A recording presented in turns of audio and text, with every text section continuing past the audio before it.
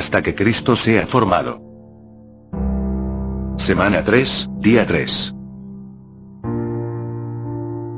Las buenas nuevas. Su vida en nosotros.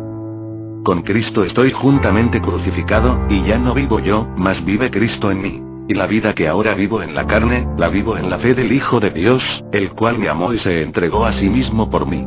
Gálatas 2, 20. Para que en Cristo Jesús la bendición de Abraham alcanzase a los gentiles, a fin de que por medio de la fe recibiésemos la promesa del Espíritu. Gálatas 3, 14. ¿O ignoráis que todos los que hemos sido bautizados en Cristo Jesús, hemos sido bautizados en su muerte? Hemos sido, pues, sepultados juntamente con él en su muerte por el bautismo, a fin de que como Cristo resucitó de los muertos por la gloria del Padre, así también nosotros andemos en novedad de vida. Romanos 6. Versículos 3 y 4.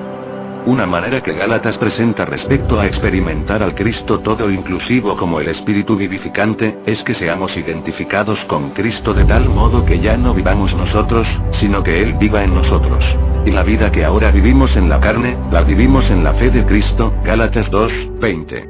Ser identificados con Cristo equivale a ser hechos uno con Él. El bautismo nos identifica con Cristo al hacernos una sola entidad con Él. Somos identificados con Cristo especialmente en su muerte. Según Romanos 6, 3, hemos sido bautizados en Cristo y en su muerte. Por consiguiente, ahora somos una sola entidad con Cristo en su muerte. Esto significa que Él murió y que nosotros también morimos. La muerte de Cristo es nuestra muerte. En cuanto a Él, su muerte ya aconteció, ya es historia. Pero en cuanto a nosotros, experimentamos su muerte de forma presente, actual y viva.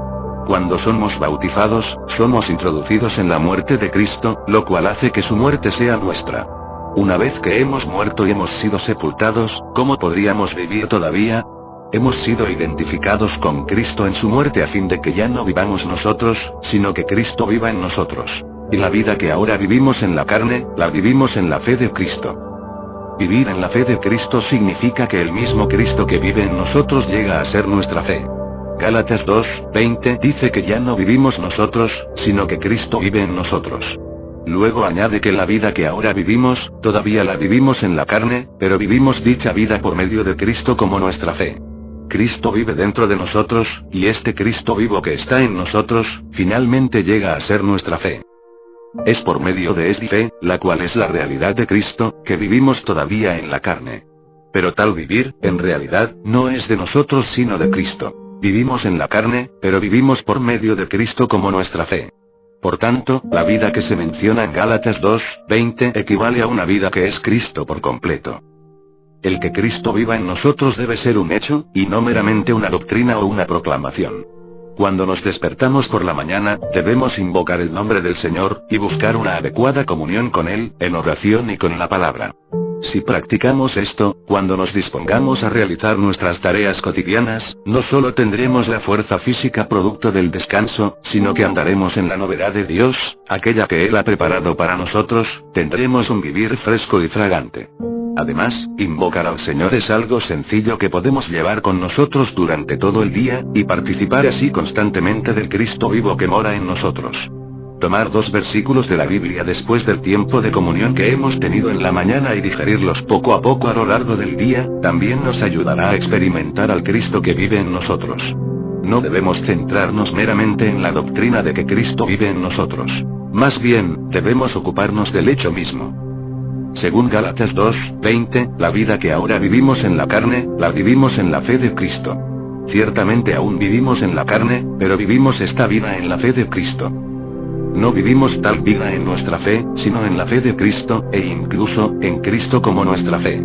Esto implica que podemos andar en su poder, en su sabiduría, en sus recursos.